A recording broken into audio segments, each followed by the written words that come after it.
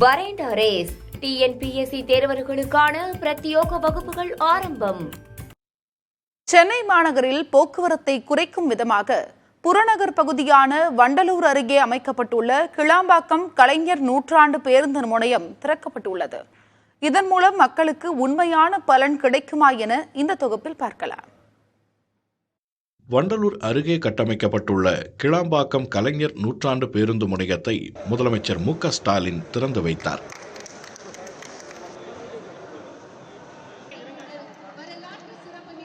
வளாகத்தில் உள்ள முன்னாள் முதலமைச்சர் கருணாநிதியின் உருவச்சிலையை திறந்து வைத்து பேருந்து சேவையை முதலமைச்சர் ஸ்டாலின் கொடியசைத்து தொடங்கி வைத்தார். குறிப்பாக சென்னை மாநகருக்குள் ஏற்படும் போக்குவரத்து நெரிசலை குறைக்கவே புறநகர் பகுதியில் இந்த பேருந்து நிலையம் அமைக்கப்பட்டுள்ளது. தென் மாவட்டங்களுக்கான பேருந்துகள் இங்கிருந்து செல்வதால் பயண நேரமும் குறையும் என்கின்றனர். சென்னையெல்லாம் பார்த்தீங்கன்னா ஃபுல்லாக டிராஃபிக்காக இருக்கும். பெருங்கலத்தூர் அல்லது கோயம்பேட்டிலிருந்து நாங்கள்லாம் வெளி மாவட்டங்களுக்கு போனோன்னா போக வேண்டிய ஒரு சூழல்.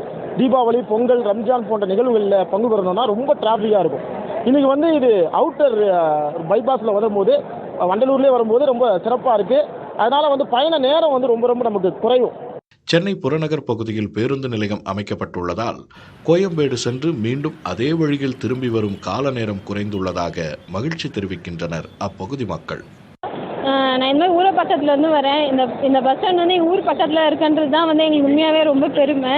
தேவையான எல்லா அத்தியாவசிய இதுவுமே பண்ணியிருக்காங்க. ரெஸ்ட் ரூம் ஃபெசிலிட்டியிலேருந்து எல்லாமே ரொம்ப க்ளீனாக இருக்குது. மாற்றுத்திறனாளிகளுக்கான இது எல்லாமே பண்ணியிருக்காங்க. இதில் இவ்வளோ பிரம்மாண்டமாக கட்டியிருப்பாங்க நான் உண்மையாகவே எதிர்பார்க்கல. ஒரே நாளில் 2310 பேருந்துகளை இயக்க திட்டமிடப்பட்டுள்ளது. ஆம்னி பேருந்துகளை இயக்க தனி இடம் ஒதுக்கப்பட்டிருக்கிறது. தென் மாவட்டங்களில் இருந்து வரும் பேருந்துகள் கிளாம்பாக்கத்திலேயே நிறுத்தப்படும் என்பதால் அப்பயணிகளுக்கு அலைச்சல் ஏற்படும் என்றும் பயணிகள் எடுத்து வரும் உடைமைகளை சுமந்து செல்வது கடினமாக இருக்கும் என்றும் கூறும் தென் மாவட்ட பயணிகள் கோயம்பேடு வரை ஒரு சில பேருந்துகளை இயக்க வேண்டும் என்றும் வலியுறுத்துகின்றனர். கிளாம்பாக்கம் இருக்குன்னா இங்கிருந்து டவுன் பஸ்ல அடிக்கடி டவுன் பஸ் இருக்குன்னு சொல்லியிருக்காங்க. இருந்தாலும் சிட்டில இருந்து கிளம்பணும், மத்தியானமே கிளம்பணும். முந்தின நாள் அதாவது அங்கிருந்து ரிட்டர்ன் வராங்க இல்லையா, அங்க பாத்தீங்கன்னா ஈவினிங் கிளம்புவாங்க, நைட்டு கிளம்புவாங்க, ஓவர் நைட் ஜேர்னி. ஸோ அப்போ ஈவினிங் கிளம்புறவங்க ஏர்லி மார்னிங் சேர்ற மாதிரி இருக்கும். ஒரே இதுல இறங்கி டக்குன்னு வீட்டுக்கு போறது எப்படி இருக்கும், இல்ல அங்கிருந்து ஒரு இடத்துல திருப்பி நம்ம ஆல்ட் பண்ணி திருப்பி கிளம்பி போறது, அது மக்களுக்கு பல அசௌகரியங்களை ஏற்படுத்தும்.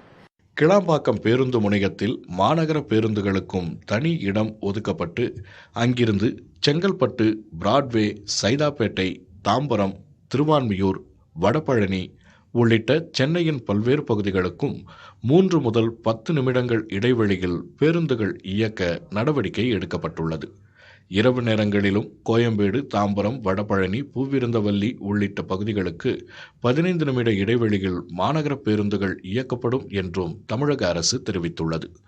மாநகர பேருந்துகள் மட்டுமல்லாமல் மெட்ரோ ரயில் சேவையை கிளாம்பாக்கம் வரை நீட்டிக்க வேண்டும்.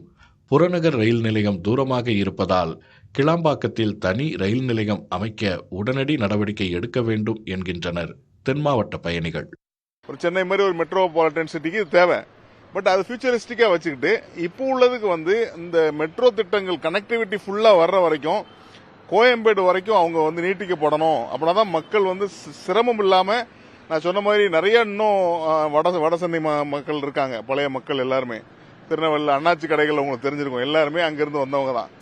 ஸோ அவங்க இங்க கரெக்டா போறதுக்கு வசதியா இருக்கும் அப்படிங்கிறது எங்களோட தாழ்மையான கருத்து.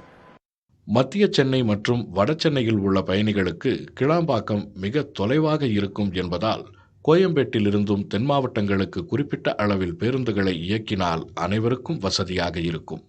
புதிய தலைமுறைக்காக செய்தியாளர் ராஜ்குமார். வரேண்ட ரேஸ் டிஎன்பிஎஸ்சி தேர்வர்களுக்கான பிரத்யேக வகுப்புகள் ஆரம்பம்.